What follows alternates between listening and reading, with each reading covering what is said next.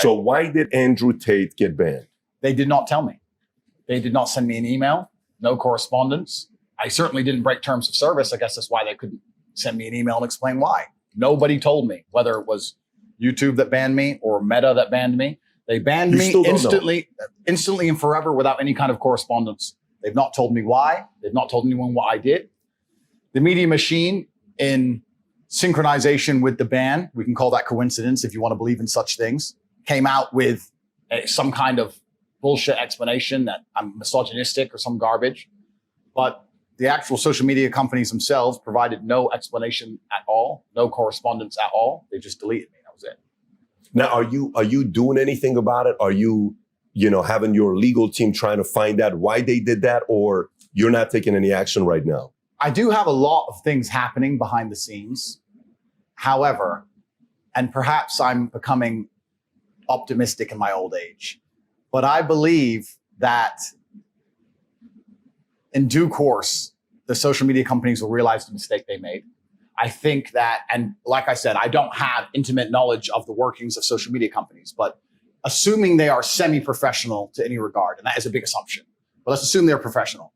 That means that when they ban somebody like me, especially the most Google search person on the planet, they must have teams which are analyzing in real time the response to said action, right? Mm-hmm. They should have people sitting there on the ground analyzing. Now, they attacked me with their media machine because first they shut you up so they can lie about you. So they shut me up. Then they did the massive media push to try and attempt to lie about me. But despite that, the majority of comments regarding me are still positive. The majority of people believe and understand that this ban is unfair.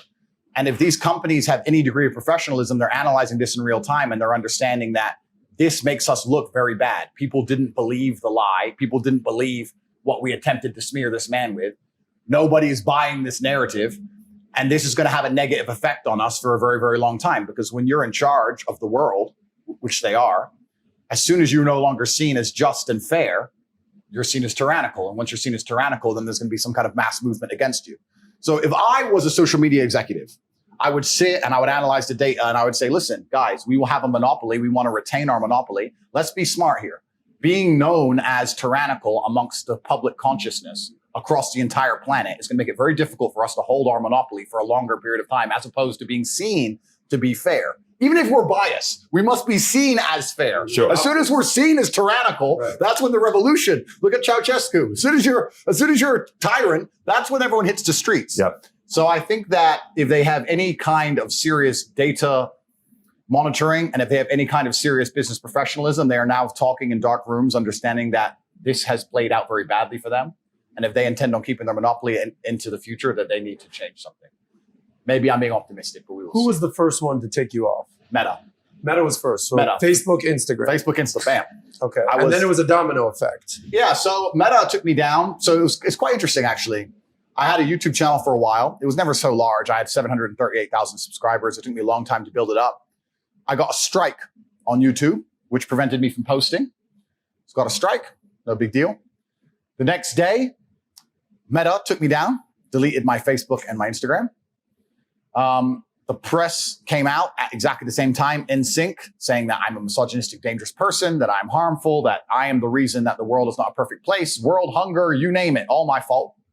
Attacked me across all of this. And I thought, okay, let me film a message that I can get out on my YouTube, my final message, which I don't know if you guys have seen. I ended up putting on freetopg.com.